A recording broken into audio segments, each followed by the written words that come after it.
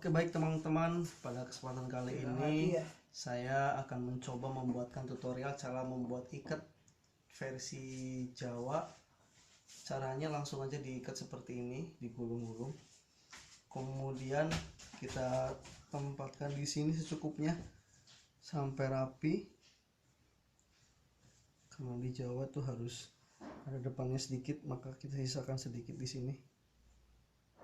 Ya, seperti ini. Kemudian seperti ini ikat. Nah, dari sini kita tarik ke belakang, kita pilih yang kira-kira motifnya bagus seperti ini. Kemudian diselipin dulu untuk pegangan di sini. Nah, ini bisa dilepas. Kemudian kita cari motif yang pas atau yang bagus untuk ikatnya ya. Misalkan ini bisa seperti ini, ataupun misalkan ini yang akan kita ambil untuk ikat. Oke,